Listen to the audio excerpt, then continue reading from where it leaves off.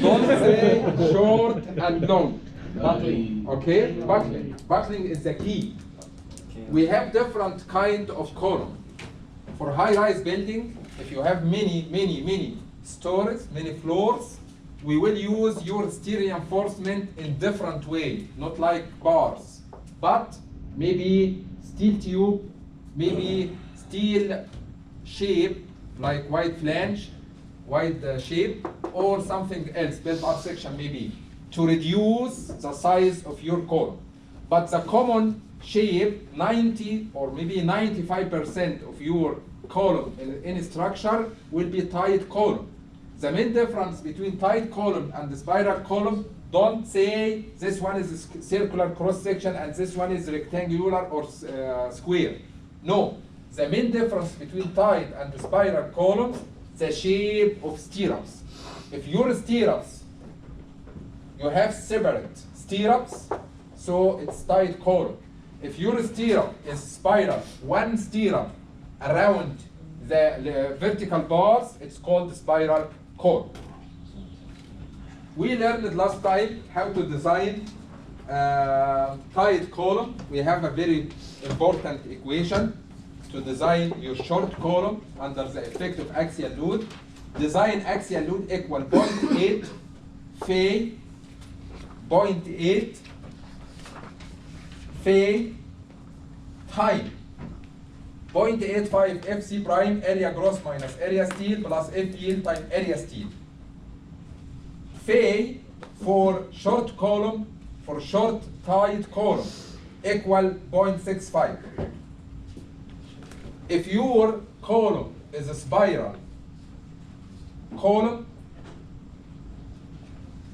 your design axial force will be 0.85 phi 0.85 F prime C area gross minus area steel plus F yield time area steel. Wow, everything's the same, but your factor here will be 0.85. One more thing, your phi for a spiral column will be 0.75, I think. Yes. 0.75, yeah. So if your column is tight column, then here is your design. We have some rules we need to follow when you are designing tight column. Anybody remember, if you divide area steel by area gross of the column, you can get a percent of area steel. We have a limit. 1% the minimum to 8% the maximum. So if your equation is missing area steel, you can select any percentage in between, will be accepted. If your area steel is missing, you can assume any percentage in between, 1%, maybe 2, 3, 5, maybe 8 also, that's fine. We learned something also. If your cross section, square or rectangular cross section, we have a minimum distance, minimum dimension, I think 8 to 10 inch. That's right. Remember, put it in your mind. If you are increasing your percentage, if you assume area steel equal 8%, this will affect the area gross, will be small. And if you got a smaller area gross, maybe if you convert this area gross to a cross section, maybe your dimension may be 5 inch times 5 inch. I cannot accept something like this because I have a minimum. What? 10 times 10 maybe. So be aware that don't assume high percentage of steel to get smaller area of concrete. We need to make some balance in between. Anyway, all of these rules were written here. The most important one, percentage of steel and the minimum dimension of column. Also, we have some rules about what is the minimum size of pipe. Maybe if your longitudinal bar number 10 or smaller, we need number 3 size of your stirrups. If your longitudinal bar very huge, greater than number 10, okay, the minimum size of your stirrup will be number 4. The minimum number of bars is 4. Also, if you make distribution, arrangement of your bars, and you found the distance face to face between two adjacent bars 6 inch or smaller, that's fine. Or greater than 6 inch, we need another leg on the stirrup to support the intermediate bars. Okay?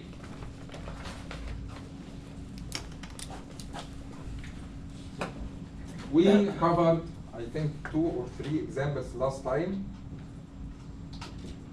If your column is a spiral column, then the design capacity will be the same like tight column, except this term will be 0.85, not 0.8, and phi for spiral column will be 0.75. And everything is the same. Everything is the same. So be aware what is the type of your column before deciding this equation or the other equation. All of this stuff is good, and we are good with designing of column. In one day, I will let you know how to use Excel to design maybe 100 column in 1 second.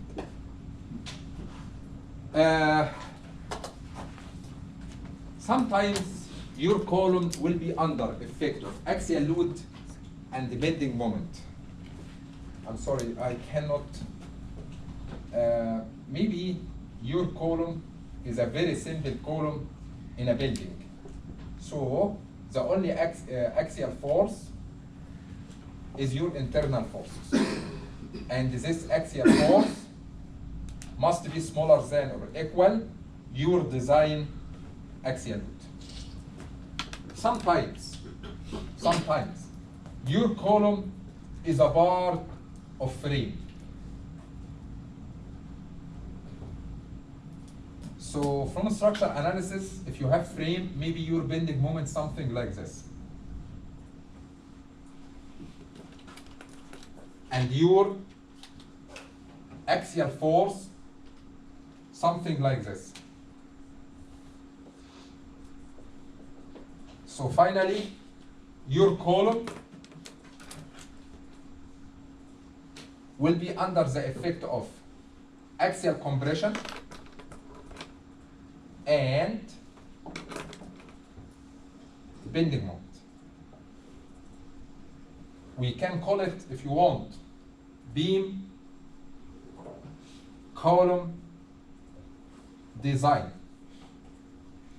Why? Column, because we have axial force.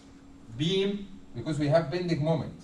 Both of them at the same time on the same column, so we need to design against axial force and bending moment. Do you remember something like this? For Steve. Yeah. Just to understand something, if you have moment and the axial force, we have two combinations.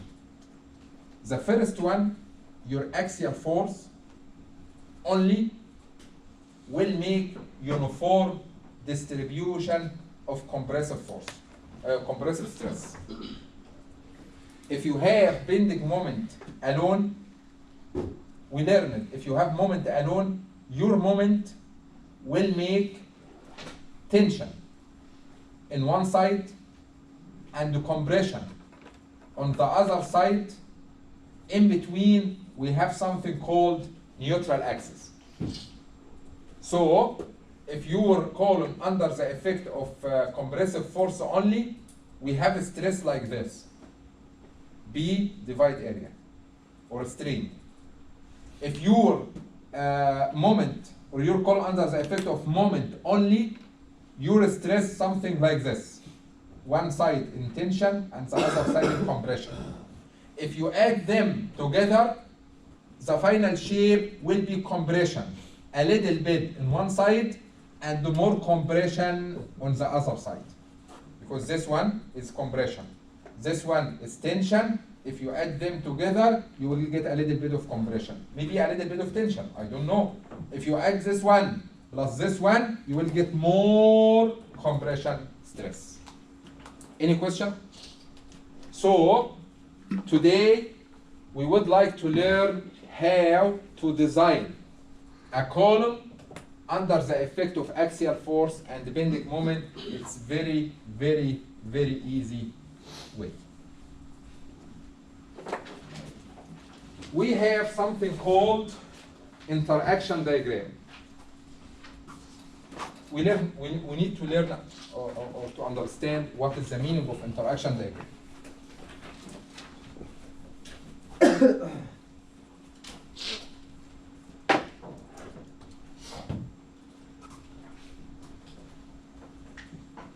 Here is your moment, and here is your axial force, B ultimate. Let's say M ultimate. What does it mean? What is this curve means to you? Anybody can imagine what is the idea behind this curve? The relationship between moment and axial force. Okay. What do you think? If you have a column,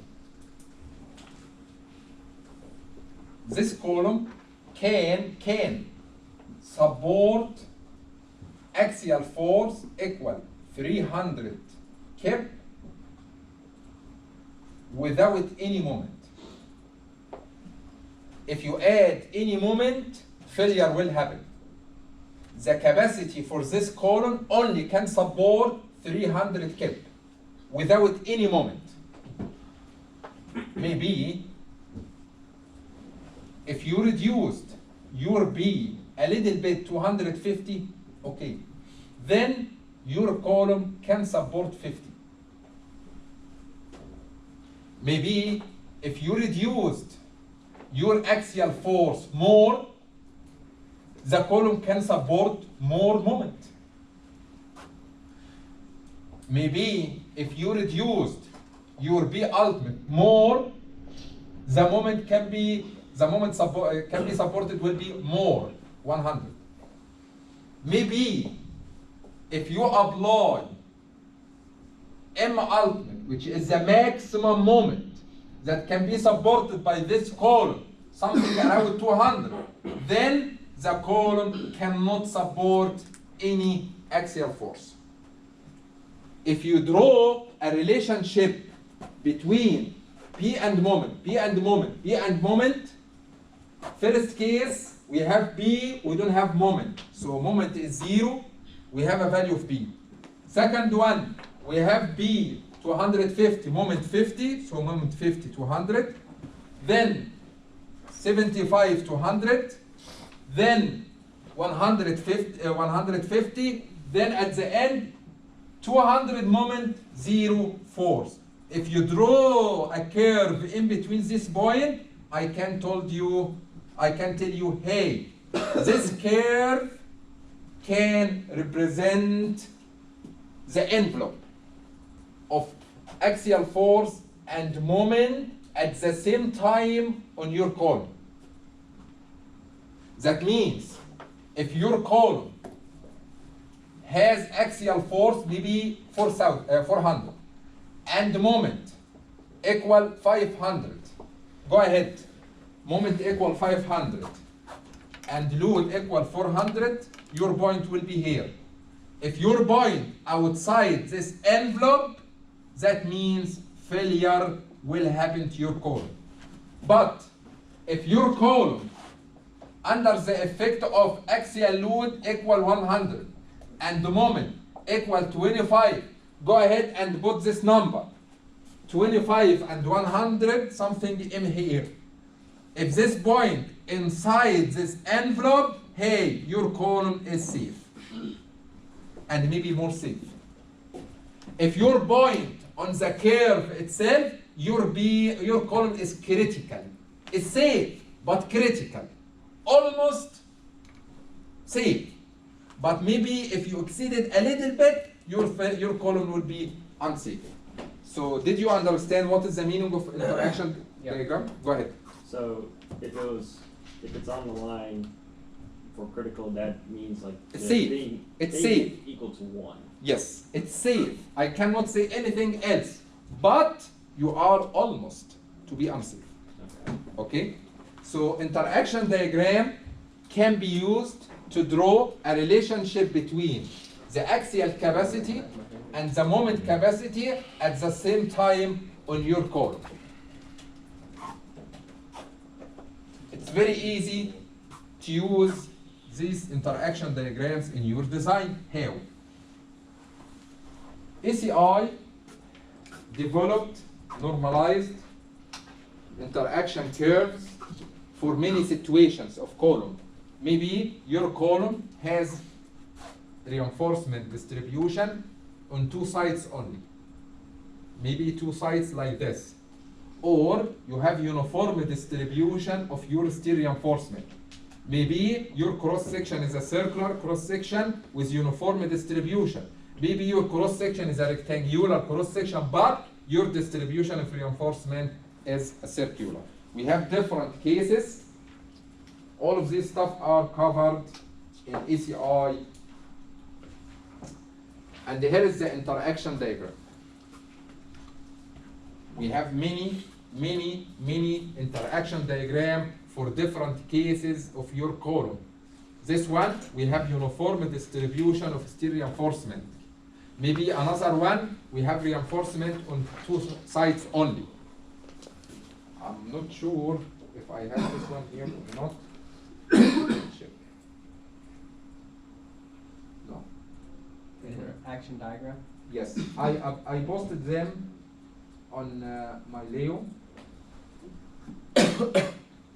But the key here, how can I use these diagrams to design?